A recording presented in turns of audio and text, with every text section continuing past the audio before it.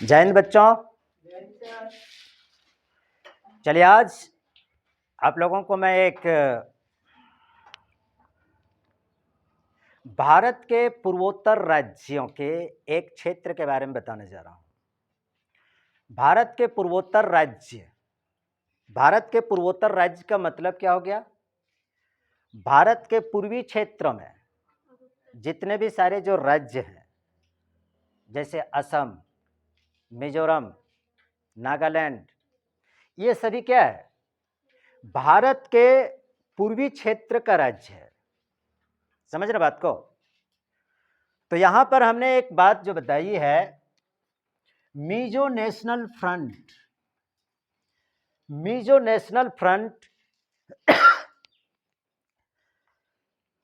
मिजोरम की एक राजनीतिक पार्टी है। हालांकि मिजो नेशनल फ्रंट, जिसको हम लोग क्या कहते हैं शॉर्ट में, MNF, मिजो नेशनल फ्रंट, इसी के बारे में आपको आज बताने के लिए जा रहा हूं। MNF के बारे में, मिजो नेशनल फ्रंट। इन सारे कंटेंट को बताने के पहले मैं आपको ये बता दूं, ये जो मिजो जो लिखे हैं ना, ये जो मिजो कहां पर है? ये मिजो का मतलब क्या हो रहा है? मिजोरम एक राज्य है पूर्वोत्तर क्षेत्र का। समझ रहे बात को? मिजो से क्या हो रहा है? मिजोरम। तो मिजोरम एक छोटा सा राज्य है, समझ रहे ना? मिजोरम एक छोटा सा राज्य है। तो वहां पर हुआ था क्या? समय है सन 1959 ईस्वी का। भारत के पूर्वोत्तर क्षेत्र के मिजो क्षेत्र अर्थात मिजोरम में, कहां पर? मिजोरम में। मिजोरम की राजधानी कहां है? मिजोरम की राजधानी आइजोल है। आइजोल कहां पर है? आइजोल मिजोरम की राजधानी है अभी वर्तमान में। तो ये जो मिजोरम जो है, अर्थात जो मिजो है, सन 1959 ईस्वी में एक वहां पर प्राकृतिक घटना घटती है। प्राकृतिक घटना घटती कहने का मतलब क्या हुआ कि सन 1959 में मिजो क्षेत्र में क्या हो गया? वहां पर भयंकर अकाल पड़ गया था। अकाल मतलब समझते हो ना? तो भयंकर अकाल पड़ गया था। अब जब अकाल पड़ गया, एक प्राकृतिक आपदा है, वर्षा नहीं हुई होगी, या तो बाढ़ आया होगा, तो फिर क्या हो गया? सारे फसल नष्ट हो गया होगा, या जो भी, लेकिन वहां पर एक भयंकर अकाल पड़ गई थी। कहां पर?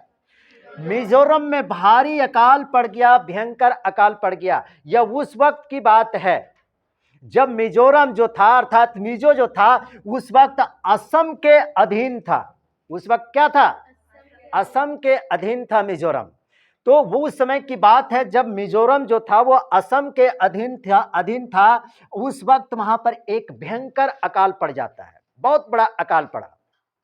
अब उस अकाल में जब पड़ गया, तो अकाल से निपटने का काम किसका होता है? सरकार का काम होता है। अकाल से निपटने का काम, किसी भी बड़े प्राकृतिक आपदा वगैरह से निपटने का काम, बड़े विपत्तियों से निपटने का काम केंद्र सरकार की, राज्य सरकार की जवाबदेही होती है। जब अकाल पड़ गया तो वहां की जो मिजोरम की जो तत्कालीन जो सरकार थी, उस समय जो मिजोरम की जो राज्य की जो सरकार थी, उस सरकार क्या किया कि आपातकाल बोलते हैं कि ये अकाल से निपटने में जितनी कोशिश करनी चाहिए, अकाल से निपटने के लिए सरकार को जितना प्रयास करना चाहिए, जितने प्रबंध करने चाहिए, जितने उपाय करने चाहिए, असम की सरकार ने बेहतर तरीके से अकाल से निपटने में असफल रहा। अर्थात वह सरकार क्या हो गई? असफल रह गई, नाकाम रह गई। क्या चीज से निपटने में? अकाल से निपटने में। यहां तक बात समझ में? जब अकाल से निपटने में असफल हुए, अब सब भूखले, सब इधर उधर सब घूम रहा है। देखना, वो आदमी जब भूखा रहता है तो उससे बात करना, आराम से बात नहीं करेगा, गुस्से में बात करेगा। क्या? गुस्से में बात करेगा। हमने देखा है, भूखा है और उससे कह रहे हो कि अरे बैठो ना, ये बात को हम समझा रहे हैं, तो गुस्सा हो जाएगा। अब यहां पर सब भूखल है मिजोरम के क्षेत्र में, तो गुस्सा तो आएगा। जब गुस्सा आएगा तो फिर क्या हुआ? जो मिजो क्षेत्र के जितने भी लोग जो थे, यहां के मिजो क्षेत्र के जितने भी लोग जो थे ना, उन लोगों ने क्या किया, मिजो लोगों ने क्या किया, एकजुट होकर के एक संगठन का निर्माण किया। इसके वजह से, किसके वजह से, असम सरकार की असफलता की वजह से असम सरकार अकाल से निपटने में असफल रही। निपटा, लेकिन उतना जितना बेहतरीन तरीके से जितना निपटना चाहिए उतने अच्छे तरीके से हैंडल करने में वहां की सरकार असफल हुई। अब वहां के मिजोरम के लोगों की क्या हो जाएगा, गुस्सा होगा कि नहीं, सो बताओ। बहुत भयंकर गुस्सा हो जाएगा। जब गुस्सा हुआ तो मिजोरम के लोग अर्थात मिजो लोगों ने क्या किया, वहां का एक नेतृत्व करने वाला जिसका नाम था क्या, लाल डेंगा। क्या नाम था, लाल डेंगा। लाल डेंगा के नेतृत्व में वहां का मिजोरम का वहां का एक ये स्थानीय नेता था, स्थानीय नेता। तो लाल डेंगा ने क्या किया, लाल डेंगा के नेतृत्व में एक आंदोलन करना शुरू कर दिया। और आंदोलन कोई शांति तरीके से आंदोलन नहीं कर रहा था, शांति और अहिंसा के पुजारी वो नहीं थे लाल डेंगा। उन्होंने जो अभियान जो शुरू किया, जो लाल डेंगा ने सशस्त्र अभियान शुरू कर दिया। सशस्त्र अभियान शुरू कर दिया का मतलब क्या हुआ, हथियार के द्वारा, गोला बारूद बम पिस्तौल ये वो हथियार से लैस पूरे लोग मिजोरम के क्षेत्र में असम सरकार के विरोध क्या कर दिया, अभियान छोड़ दिया। बहुत बड़ा अभियान, और यह अभियान काफी दिनों तक चला। शांतिपूर्वक अभियान चले तो अलग चीज है, सशस्त्र अभियान, अस्त्र शस्त्र से एकदम लैस, एकदम पूरे लाल डेंगा के सभी सिपाहियों ने क्या किया, वहां पर एक अभियान छेड़ दिया, अभियान छेड़ दिया। समझ रहे बात को। जब अभियान छेड़ दिया, और अभियान छेड़ने के बाद समय आता है कि सन 1966 ईस्वी, कब, सन 1966 ईस्वी में, सन 1966 ईस्वी में लाल डेंगा के नेतृत्व में, लाल डेंगा के नेतृत्व में इन लोगों ने एक पार्टी का निर्माण कर दिया। अर्थात इन्होंने एक मिजोरम में क्या किया कि इन लोगों ने एक क्षेत्रीय राजनीतिक पार्टी बना ली, क्षेत्रीय राजनीतिक पार्टी। और उस क्षेत्रीय राजनीतिक पार्टी का नाम क्या दिया गया, मिजो नेशनल फ्रंट। क्या नाम दिया गया, मिजो नेशनल फ्रंट नाम दिया गया। और मिजो नेशनल फ्रंट की स्थापना कब हो जाती है, सन 1966 ईस्वी में। किसके नेतृत्व में होता है, लाल डेंगा के नेतृत्व में 1966 में MNF, मिजो नेशनल फ्रंट, एक क्षेत्रीय राजनीतिक पार्टी की स्थापना हो जाती है। गुस्सा कहां का निकल रहा है, गुस्सा यहां का, असम सरकार की आपातकाल से अच्छे तरीके से नहीं निपटने के कारण यह गुस्सा यहां पर निकल रहा है। समझ रहे बात को जी, यहां पर यह गुस्सा निकल गया। तो सन 1966 ईस्वी में जब मिजोरम में क्या होगा, मिजो नेशनल फ्रंट एक पार्टी की जब स्थापना जब कर ली, तो इन लोगों की मांग दिन प्रतिदिन और बढ़ती चली गई, और बड़ी हो गई इन लोगों की मांग। इन लोगों ने जब एक MNF, जब राजनीतिक पार्टी का जब निर्माण कर लिया, MNF राजनीतिक पार्टी के निर्माण कर लिया, तो इन लोग कितनी बड़ी मांग रख दिया केंद्र सरकार और राज्य सरकार के बीच, सो जान करके आपको आश्चर्य लगेगा। बहुत बड़ी मांग रख दी। कौन सी मांग रख दिया, मिजो नेशनल फ्रंट के राजनीतिक कार्यकर्ताओं ने लाल डेंगा के नेतृत्व में मिजोरम को अलग करने की मांग कर दिया कि हमको अलग कर दो। अर्थात लाल डेंगा के नेतृत्व में MNF अर्थात मिजो नेशनल फ्रंट ने मिजोरम को अलगाववादी रास्ते की तरफ ले गया कि यहां की सरकार, चाहे केंद्र की सरकार हो चाहे असम की सरकार हो, अकाल से निपटने में जब असफल हो गई थी, इन लोगों को गुस्सा इतना ज्यादा हो गया, इतना ज्यादा हो गया कि इन लोगों ने सीधा मांग कर दिया कि मिजोरम को हमको अलग कर दो भैया, आपके साथ हमको नहीं रहना है।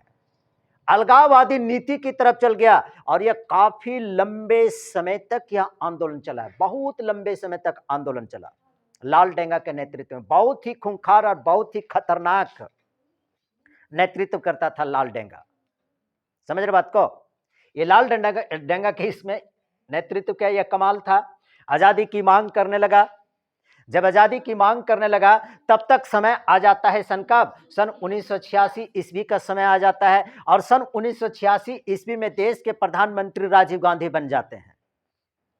राजीव गांधी जब बन जाते हैं तो राजीव गांधी के साथ क्या होता है, लाल डेंगा अर्थात MNF और राजीव गांधी के बीच में सन 1986 ईस्वी में इन दोनों के बीचों में क्या होता है, एक समझौता हो जाता है। लाल डेंगा या तो कहें MNF अर्थात मिजो नेशनल फ्रंट और देश के प्रधानमंत्री उस वक्त के तत्कालीन प्रधानमंत्री राजीव गांधी के साथ में एक समझौता होता है। और इस समझौते के तहत क्या हो जाता है, इस समझौते के तहत मिजो नेशनल फ्रंट क्या हो जाता है, अलगाव की राह से क्या हो जाता है, हट जाता है। अर्थात इन लोगों की ये जो मांग जो थी, इन लोगों की ये जो मांग जो थी कि मिजोरम को हमको क्या कर दो, अलग कर दो, हम आपके साथ रहेंगे ही नहीं।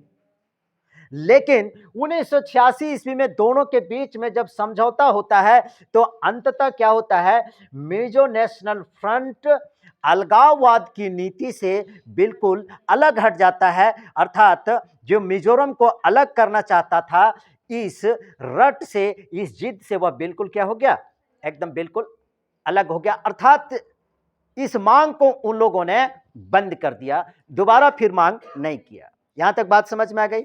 अब यहां पर एक छोटी सी, मैं आप थोड़ी सी बात को मैं बता दे रहा हूं।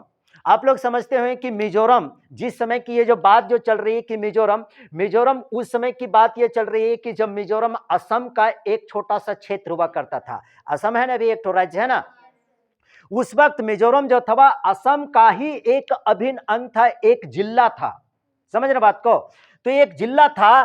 तो यह जब जिला था तो उस समय की यह घटना है। लेकिन जब सन 1986 ईस्वी में राजीव गांधी के साथ जब समझौता जब होता है, राजीव गांधी के जब सब समझौता हो जाता है, अलगाववाद की नीति को जब इन लोगों ने, लाल डेंगा ने जब त्याग दिया, तब क्या होता है कि सन 1986 ईस्वी में संविधान के 53वें संविधान संशोधन किया जाता है। संविधान में क्या संशोधन किया गया, 53वें संविधान संशोधन के तहत 20 फरवरी 1987 ईस्वी को, तारीख याद रखिएगा, 20 फरवरी 1987 ईस्वी को भारत का मिजोरम जो है वह 23वां राज्य बन जाता है। और ये मांग पूरी कर देने के बाद क्या हो जाता है कि इन लोगों ने अलगाववाद की नीति को छोड़ दिया, उस रास्ते से ये बिल्कुल हट गया। और वह उस वक्त की बात थी जब मिजोरम क्या था, असम का एक जिला हुआ करता था। उस वक्त ये सारी चीजें हुई थी। बात समझ में आ गई। तो यहां पर ये जो क्वेश्चन है कि मिजो नेशनल फ्रंट क्या है, मिजो नेशनल फ्रंट, आप लोगों को हमने क्वेश्चन लिखा है कि मिजो नेशनल फ्रंट पर एक संक्षिप्त टिप्पणी लिखें। समझ रहे ना बात को, तो ये थी एक संक्षिप्त टिप्पणी जिसको मैंने समझाया। मैं फिर से थोड़ी सी मैं बात को बता दे रहा हूं। समय है सन 1959 ईस्वी में भारत के पूर्वोत्तर राज्य, जिसको अभी जिसको उस समय मिजो अर्थात अभी जब अलग हो गया था क्या कहलाता है, मिजोरम कहलाता है। ठीक है, मिजोरम में क्या हो गया था कि उस वक्त सन 1959 ईस्वी के दौरान क्या होता है कि मिजोरम में भारी अकाल पड़ गया था। और अकाल पड़ जाने के कारण असम की सरकार इस अकाल से निपटने में पूरी तरह से विफल हो गया। और विफल हो जाने के कारण क्या होता है कि मिजो लोग क्या करता है, लोग इकट्ठा होकर के लाल डेंगा के नेतृत्व में एक अभियान चलाता है, सशस्त्र अभियान को चलाता है। और सशस्त्र अभियान को चलाने के बाद क्या होता है कि सन 1966 ईस्वी में इन लोगों ने लाल डेंगा के नेतृत्व में एक मिजो नेशनल फ्रंट, एक क्षेत्रीय राजनीतिक पार्टी का निर्माण किया। और मिजो नेशनल फ्रंट राजनीतिक पार्टी के निर्माण करने के बाद मिजोरम को एकदम बिल्कुल अलग, कि हम बिल्कुल अलग हो जाएंगे, मैं रहूंगा नहीं आपके साथ, अलगाव हो जाने के कारण यहां पर जो लाल डेंगा का नेतृत्व में जो मार काट जो मचा था ना, वो कभी देखिएगा, सुनिएगा, कभी मैं आगे क्लास में बताऊंगा। लाल डेंगा का वहां पर मिजोरम में बहुत भयंकर आतंक मचा हुआ था, बहुत भयंकर आतंक, जिसको सरकार को कंट्रोल करने में, सरकार को नियंत्रित करने में काफी लंबा वक्त लगा था, काफी लंबा वक्त लगा था। अभी के जो सुरक्षा विशेषज्ञ जो अजीत डोभाल जी हैं, है ना, अजीत डोभाल, उस वक्त वे आईपीएस बने हुए थे और इन्हीं को उस वक्त वहां पर मिजोरम में लाल डेंगा से निपटने के लिए भेजा गया था, अजित डोभाल को। मैं इस बात को मैं बता देता हूं, अजित डोभाल जो अभी भी है, समझ रहे बात को, अजित डोभाल को भेजा गया था, काफी लंबा वक्त लग गया था। अब क्या हो जाता है कि आजादी की मांग जब करने लगा तब तक क्या होता है कि समय सन 1986 ईस्वी में राजीव गांधी देश के प्रधानमंत्री बन जाते हैं और लाल डेंगा अर्थात एमएनएफ के बीच और राजीव गांधी के बीच में एक समझौता, और इस समझौता के तहत लाल डेंगा के नेतृत्व वाली पार्टी एमएनएफ ने अलगाववाद की नीति को त्याग दिया।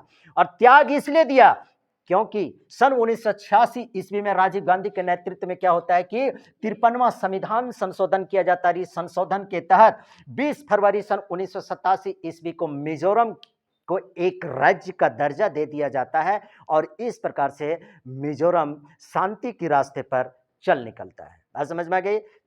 उन सब समय की, वो उस समय की बात है जब मिजोरम असम का एक छोटा सा क्षेत्र हुआ करता था।